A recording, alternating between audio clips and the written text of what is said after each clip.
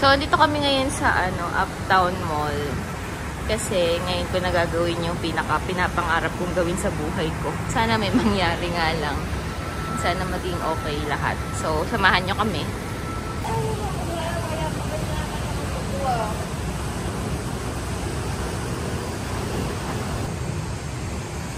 Ate, kamusta ka ngayong morning?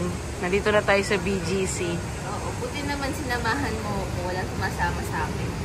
Anong body ko ngayon? Excited ka na ba sa yung gagawin? Excited na ako kasi 2 years ko nang pinaka-aantay ko.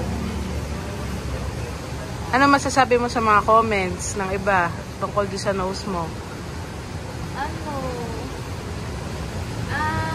Okay lang naman kasi nararamdaman ko na concern talaga sila sa akin na parang sabi nila, huwag ka na magpaganyan, maganda ka naman, ganyan. Kaya lang kasi kapag pag insecurity mo talaga, di ba, parang gusto mo talaga may gagawin. Saka, ewan ko ba, simula nung bata pa ako, sabi ko nga sa inyo, yung katabaan ko, wala akong pakailang, okay lang kahit hindi ako nasasaktan, pero yung sa ilong ko, diba? Yung ganun yun, diba? Pag ano yung biggest insecurity mo, yun talaga yung hindi ka nagiging masaya. So, totoo. Ngayon na medyo kaya-kaya ko na, try natin. Hindi naman ito yung rhino, diba? Pero, try lang natin. Malay niyo naman mag-improve yung yung ilong ko. Pero oo, tinatry ko rin mga magpapayat. Nahirapan lang talaga ako kasi it runs in the blood.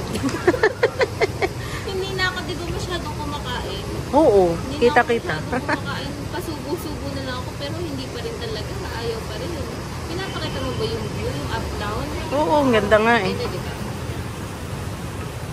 Hindi pa crowded.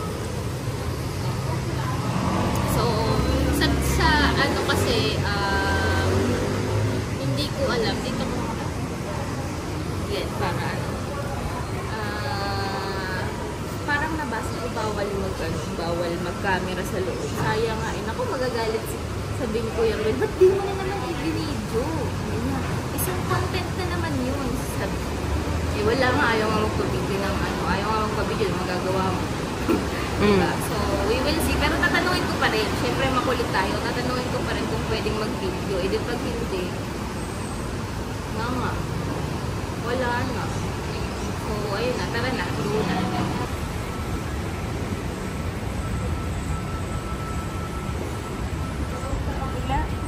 Sa kabila. Saan ba tayo? Yung Mirandy's Donuts? Doon.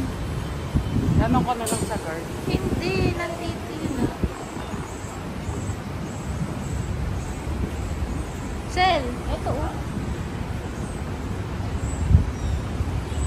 Ganda.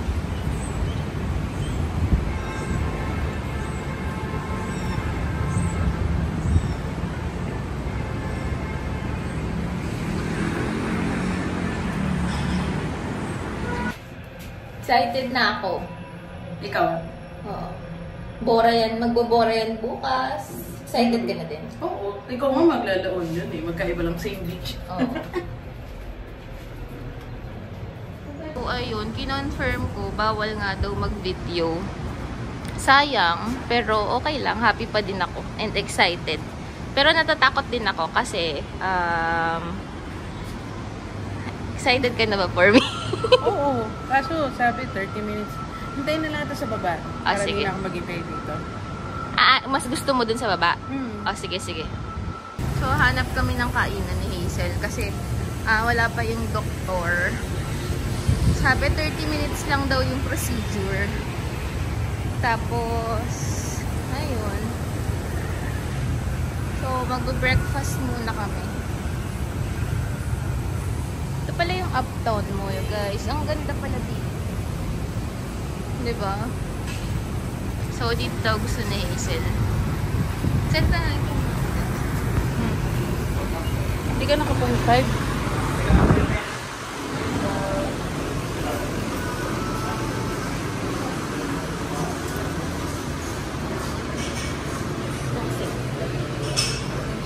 Siyempre, nakatingin sila sa akin. Sabi nila, sino ka? Hindi naman kilala.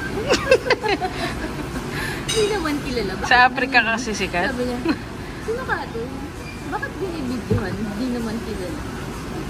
Taran, ay, okay na yan. Dalawang order nitong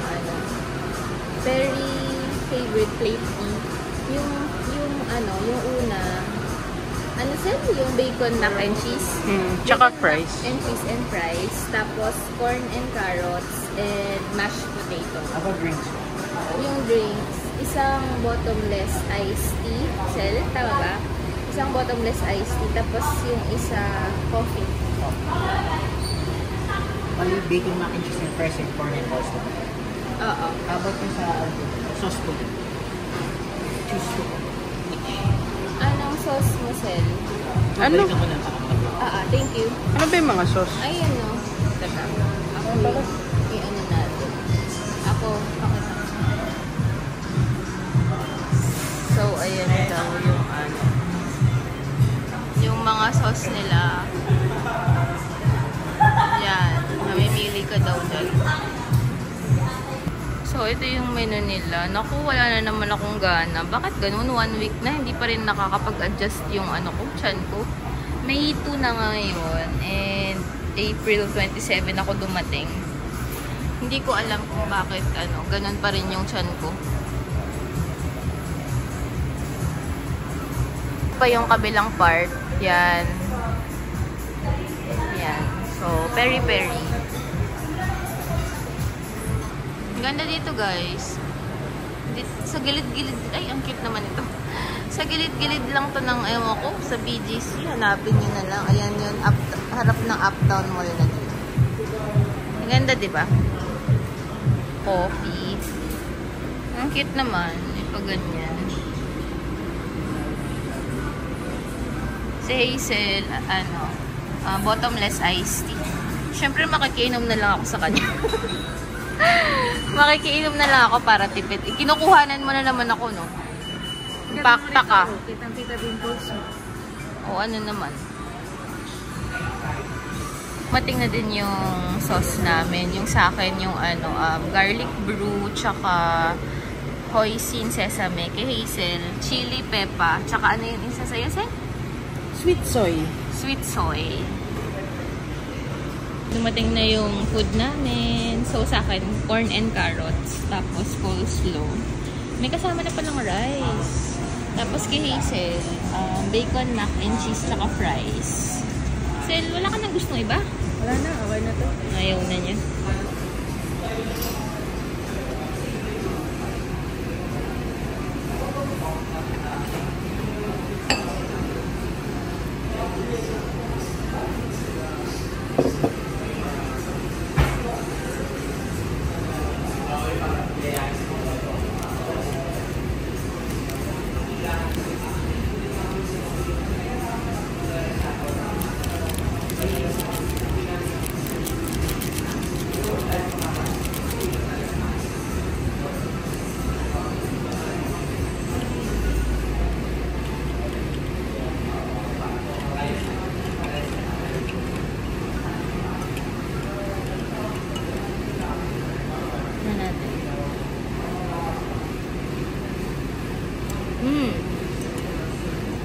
Good.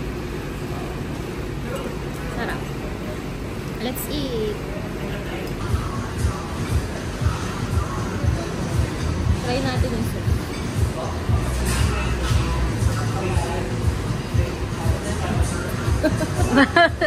Tamis.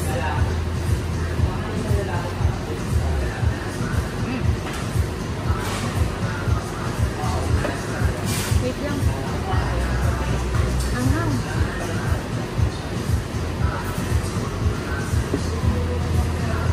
Try natin yung chicken. Eh, sabi ko, hindi na ako mag-chicken. Kasi, puro chicken kami sa akin. Walang pork doon. Try nga natin. Kung malasa.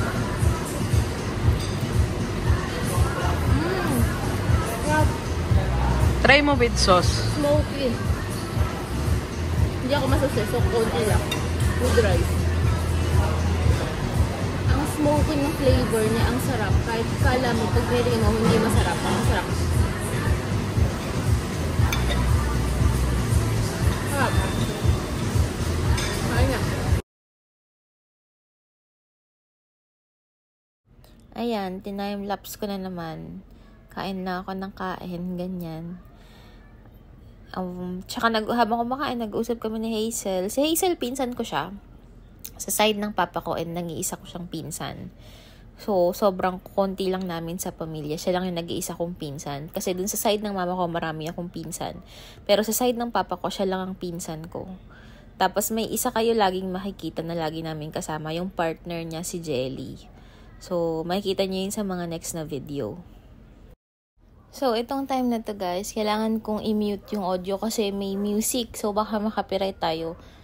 Ang sinasabi, kaya ako umiyak dyan kasi itong si Hazel, biglang sabi ba naman sa akin, ate, may kukwento ko sa'yo, pero wag kang iiyak ka. Tapos sabi ko, ako naman, oo, sabi ko ganyan. Sabi niya, sure ka, hindi ka iiyak ka? Sabi niya ganyan. Sabi ko naman, oo nga, ganyan. Sabi ko ganyan sa kanya. Tapos, nag-start na siya magkwento. Yun palang ikukwento niya, yung last day ni mama. Yung nasa ospital. Ako kasi nagbabantay nun. Parang, kinwento niya kung ano yung mga reaksyon ng mga tao dun sa bahay. Kasi, hindi ko alam eh. Hanggang ngayon, hindi ko alam at hindi ko inalam. Hindi na rin siguro nila sinasabi sa akin kung ano yung mga nangyari. Kanina lang niya ni-reveal sa akin kung ano yung mga nangyari sa bahay. Kasi, lahat sila nasa bahay. Ako ang nasa ospital. Kasama ko nun sa ospital. Hindi ko na matandaan kung sino yung mga kasama ko sa ospital. Basta may kasama ko sa ospital. Tapos, si Maron, yung kapatid ko, nung time na yon, pinalitan ko siya magbantay.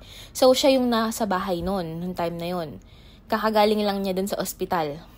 Tapos, andun sila lolo, lola, tita, tito, Hazel sa bahay. Si papa nandun din sa bahay. Tapos hanggang sa siguro sinabi nung auntie ko from mother side na wala na nga si mama. So si Hazel yung nakakita nung mga reaksyon ng mga tao sa bahay, kung paano sila umiyak, ganyan. So kinuwento niya yan, yung time na yan. Kaya bigla akong naiyak. Alam niyo naman kapag ang mama ko ang pinag-uusapan, napakababaw ng luha ko. So, ayan, yan lang naman ang kwento sa sa scene na yan.